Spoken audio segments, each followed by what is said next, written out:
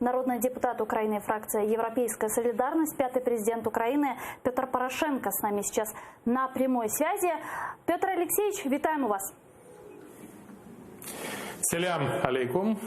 І мої вітання АТРу. І перш за все я хочу подякувати за запрошення в ефір і подякувати за ту фантастичну, неймовірну роботу, яку журналістський колектив і всі, хто причетні до каналу АТР, робили ці останні 5 років. Я пишаюся тим, що я причетний до того, що перші бюджетні транші на підтримку АТР були прийняті за часів мого президентства. Я вважаю це надзвичайно важливою державною справою, якщо хочете, інформаційною зброєю, зброєю проти фейкових новин, зброєю проти захоплення Росією інформаційного простору, зброєю, яка дозволяє нам захищати суверенітет України і надавати надію, тверду надію тим, хто перебуває на території незаконно анексованого, окупованого Криму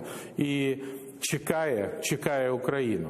Хочу наголосити, що в своїй роботі канал АТР вийшов далеко за межі кримсько-татарської спільноти, хоча недооцінювати його важливість для кримсько-татарського народу – це буде великою помилкою. І мені приємно, що в складі Європейської солідарності є такі легендарні особистості, як Мустафа Джемільов, лідер кримсько-татарського народу, Ахтем Чийгоз, справжній герой, який, перебуваючи в застінках російських в'язниць, які незаконно розташовані на території окупованого Криму, зберіг вірність кримсько-татарському народу, вірність Україні.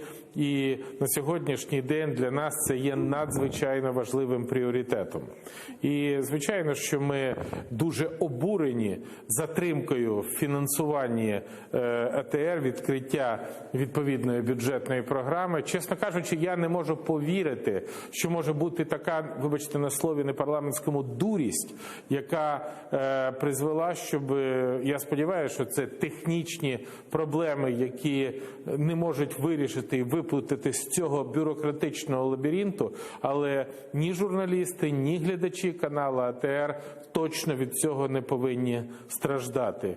І я сьогодні в ефірі вашого каналу для того, щоб показати, ми не будемо залишатися байдужими. Для нас це надзвичайно важливий пріоритет, це є надзвичайно важливі кроки для підтримки України, її територіальної цілісності і проведення роботи по недопущенню інформаційної атаки з боку країни-агресора проти цілого народу і проти цілої держави. Так що тримайтеся, Європейська солідарність і я, Петро Порошенко, точно з вами, дорогі друзі. Дуже дякуємо вам за позицию. Но вот все же я хотела уточнить. Вот вы сказали про бюрократические лабиринты, но все же считаете ли вы блокировку финансирования телеканала АТР политическим решением нынешней власти? Ведь до этого и при вашей каденции таких подобных проблем не было.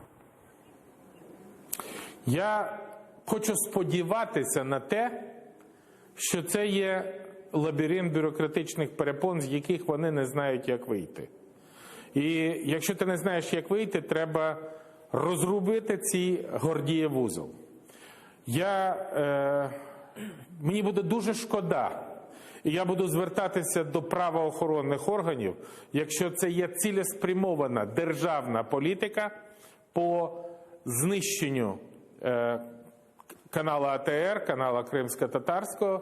І я твердо переконаний, що тоді це буде означати не просто некомпетентність тих посадових осіб, які мали вирішити це питання, а це буде вже елементи русифікації України, роботи на країну-агресора, яка буде вже мати абсолютно іншу, вибачте на слові, кримінальну кодифікацію і класифікацію. Звичайно, що ми також не будемо залишатися осторонь, якщо ці підозри підтвердяться. Петр Алексеевич, у нас еще один вопрос по теме информационной войны. В условиях информационной войны, когда есть угроза закрытия нашего телеканала АТР и кодирования украинских телеканалов, которые вещали и на оккупированной территории, почему-то этот сигнал сейчас заблокирован. По вашему мнению, к чему все это может привести? Я твердо переконаний, що рішення про кодування українських каналів є непродуманим і працює проти України. В той час, коли Росія, як країна-агресор, як країна, яка прийшла зі зброєю в руках і вбиває українців, на сьогоднішній день навпаки намагається, порушуючи закон, донести свої фейкові новини або елементи гібридної війни, бо інформаційна війна з боку Російської Федерації – це і є елементи гібридної війни. Чомусь ми полегшуємо, точніше не ми, а діюча влада, полегшує завдання російських пропагандистських сил шляхом кодування українських каналів. Хочу наголосити, що я звертаюся з твердим закликом до українських каналів, в тому числі інформаційних, ні в якому разі не давати кодування, зняти кодування і навпаки полегшити доведення різних точок зору для того, щоб люди самі обирали щодо надійності джерел інформації, які вони отримують. І на сьогоднішній день хочу наполегливо порадити: довіряйте АТР. Я висловлюю тверде переконання, що він відновить своє мовлення в ефірі і що ми не допустимо його закриття. Команда Європейської солідарності, наша команда пліч-опліч з журналістським колективом каналу АТР, з кримсько-татарським народом, з усіма українцями Криму. І ми не дамо втратити віри і надії, що Крим український, Крим має якнайшвидше повернутися в Україну, і Крим не може бути предметом жодних розмінів, жодних торгів, жодних здач національного суверенітету України. Я твердо переконаний, правда з нами, міжнародне право з нами, і перемога буде за нами.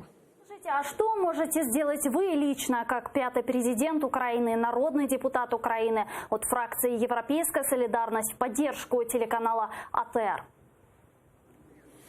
Я сподіваюся, що найближчим часом я підпишу звернення до Кабінету міністрів України, до прем'єр-міністра, до міністра фінансів, до міністра культури і запропоную свої шляхи, оскільки, наскільки я розумію, в Законі України про державний бюджет відповідна програма існує.